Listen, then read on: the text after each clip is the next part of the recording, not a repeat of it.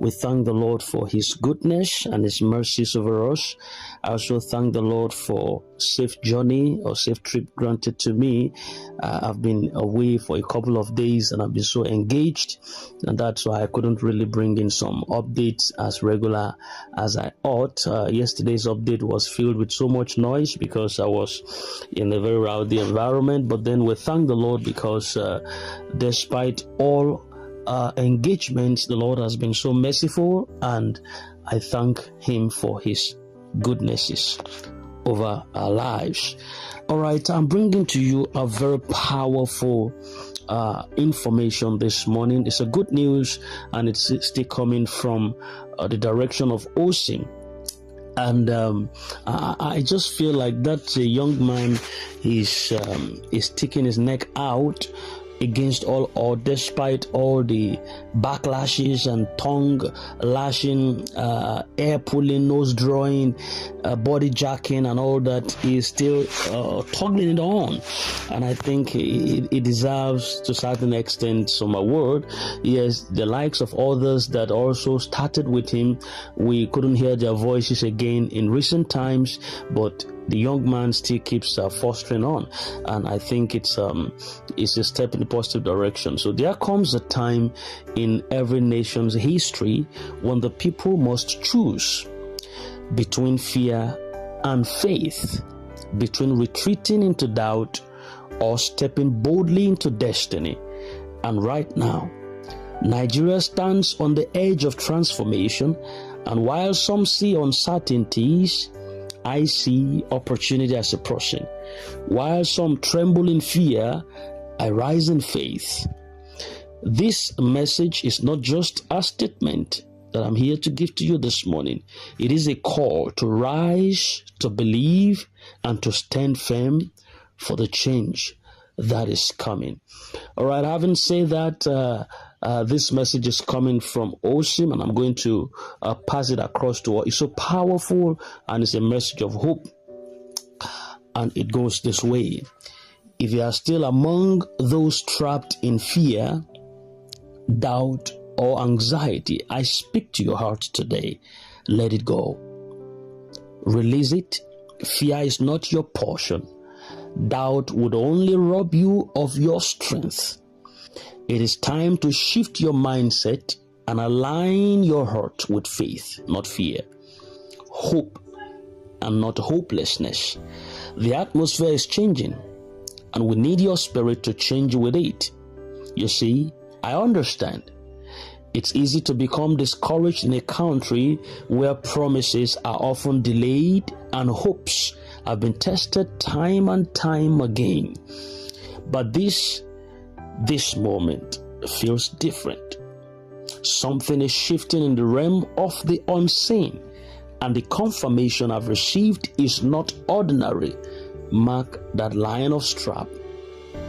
Something is shifting in the realm of the unseen, and the confirmation I've received is not ordinary. It is deep, it is strong, and it is divine. And that's why I feel the urgency to speak now, to awaken those who are tired, to lift those who feel forgotten, and to spark courage in the hearts of those who still question if anything good can truly come out of this. I didn't come to debate. I didn't come to argue. I came to reassure. Now listen to this. The latest information I've received has silenced every doubt in me. It's not just words. It is evidence. It is clarity. And it has brought me peace like a river. I feel grounded. I feel sure. And I want to pass that confidence on to you, especially if you've been feeling spiritually or emotionally weak. We all have moments when our faith wavers, but don't stay down. This message is for you, and it's time to rise again. Let me make this clear. What we are dealing with is no ordinary task. We are talking about a mission to empower and liberate 75 million Nigerians, 75 million destinies. That's not a light goal. That's not something to rush or treat casually. It requires vision. It demands sacrifice. It takes time, strategy, and global alignment. But just because it's massive doesn't mean it's impossible. Great things takes time, and divine things takes obedience. I know some of you have waited long, and your patience feels so exhausted. But now, it's not a time to throw in the towel.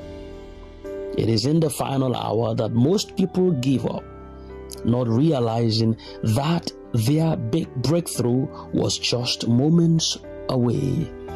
I speak from a place of divine clarity. This is Princess It Channel, the channel with legitimacy of updates and information you could always require for your field. In case you're not yet with us, maybe you're just passing by, hit that subscribe button now so that you would not miss out on vital update at a critical time like this. Don't touch the dial. I'll be with you shortly and in a moment.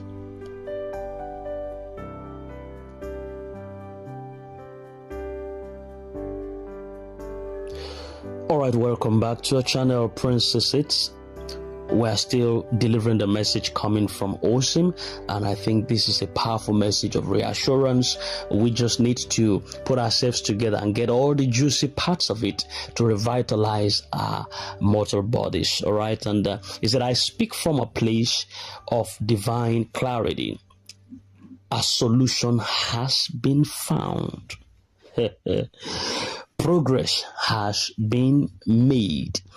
The door is opening, and if you choose to remain in fear, you will miss the blessing that's about to pour out. You see, this isn't just about me, it's about us, our children, our communities, our dignity, and our future. This is why I'm raising my voice to tell you there is no need to drown in unnecessary worry. The struggle is real, yes, but the victory is near, and we are not stepping into this future alone. Heaven is backing it, and those who choose to believe will taste the fruits of this movement. Now, let me address the naysayers. To those who always seem eager to attack, criticize, and mock, especially if by chance this initiative doesn't unfold the way you expect it, I have nothing to say to you. You are not only part of the problem, but a walking symbol of everything that has held this country back. Fear, unbelief, and selfishness. Your threats are empty. Your negativity is loud, but it lacks truth. And your attitude, a complete disgrace to the spirit of progress. Shame on everyone. Shame on everyone who tears down what you don't understand instead of standing in the gap to build and support. Well, I felt this one is hitting Osim very hard. Yes, I know there are people who have really landed on him in different times, and I think that's what is making him to talk this way. But then I just want him to slow down a little bit, and that's one thing that a leader gets. Leadership is a thankless job. I used to say that to people. No matter how much you expect to be thanked in leadership, you get a snap in the gut. Why? Because those that would tell you you've done nothing or you have not even tried at all. Why do you even have to come and tell us something? Why don't you just keep quiet? They might advocate for you to tell them something, but when you tell them something, they say, well, why did you tell them something? Why don't you just keep quiet? Let us be the way we were. It was like that with Moses and the children of Israel. God used Moses for them at different times. At some point, they became so tired of Moses. They said, we don't want to hear you again. It appears it's only you that keeps talking. We too can talk. They formed a company, Data, Korah, and Abiram. They raised dust. And you know what happened? I don't want to go into that history. You know what happened to them in the first history of man, where the ground cleaved and swallowed them alive. But you see, what I'm trying to bring out of that was that Moses was a leader, amen. But you see, after a while, the people got tired of him and they told him, we don't want to hear your voice anymore. We want to hear God talk to us directly. And Moses reported the case to God. God said, no problem. No problem. They don't want to hear your voice. They want to hear mine. Tell them to sanctify themselves and come to the mountain, but nobody should touch it, neither their animals, else that creature will dry. Sanctify yourself, call a fast, and come towards the mountain. I will speak to you from the mountain. When God began to speak, before he said one word, the trees began to rend. The mountains, the rocks began to tear and roll upon. And they shouted, we don't want to hear God again. Who can stand before this great God? Moses, come back. We want to hear your voice. All right, the rest is history. I don't want to go into that now. But what I'm trying to say is this. See, leadership, this goes to Osim directly. Leadership is a thankless job. I know how much of the snap that I've gotten right from passing information on this channel at different times. You might not know, and some of them possibly you know, but then that keeps us pushing on. A lot of it like that at different times. And I could understand how people feel, and that's why I don't get offended with it. I know when it comes to stress, the Bible said affliction makes a wise man mad. It's stress in the scriptures. And that's why the Bible, further says that the rod of the wicked will not rest on the lot of the righteous, else the righteous will put his hand forth into iniquity. So I could relate to what people are passing through, the pain, the incapacitations, the hunger on the land, the disappointments as they feel. So sometimes like that, humanity just burst out. They want to just express themselves, and you might be the victim. Now you have to understand why people are doing that. Some of them are not really deliberate. It just comes from the place of emotion. So Osim, please just quieten down. It's going to be fine. And I want to advise every one of us in the grand ecosystem, our time will definitely come. Don't allow yourself to be swayed away by the present predicament, because I am so sure it's going to be fine. It's going to be fine. All right, so having said that, let me continue in what I'm saying.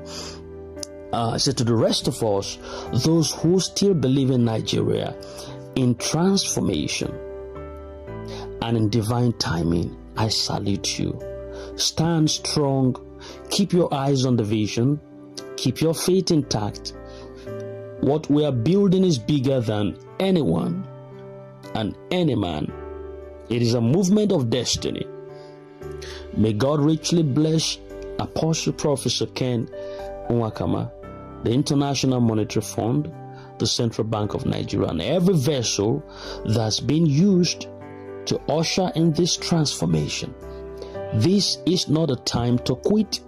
It is the time to trust, to wait, and to prepare, because when it finally manifests, it's going to be glorious. That's interesting. Hold your peace, hold your ground. The future is nearer than you ever think. Let me remind you that true transformation does not come wrapped in convenience. It comes through trials, through persistence, and through unwavering belief. Many of you are standing at the crossroads of doubt and destiny, but I urge you, choose destiny, choose faith, even when the answers are not fully visible. What lies ahead is not fiction. It is the manifestation of long-awaited justice, divine intervention, and generational change. We are not just hoping for a better Nigeria, we're preparing for it. You must understand that fear is a weapon of delay. When you give in to fear, you lose the power to act, to hope, and to receive. But when you choose faith, you position yourself for the promise.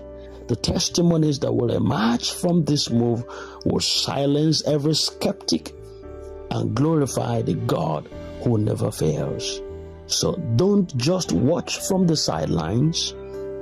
Get your spirit aligned. Speak life. Reject every voice that says it cannot happen, because it will. And has a signature there. The dawn is closer than ever, and when the sun rises, only those who stayed awake in faith will truly understand the power of what is coming. Be counted among the faithful, and don't miss this season. The time is now. With a tagline at the back end, Osim. All right, that was the information we got from Ambassador Osim, a comrade, one formidable individual within the Grand ecosystem who have refused to back down and has tried his best to see that we get regular updates and in time regarding what is ahead of us. I believe that the week we've just entered into promises nice and promises good, and we're going to be part of the successes and the goodnesses. So put yourself together. Everything is gonna be fine. It's gonna be all right. So just put yourself together.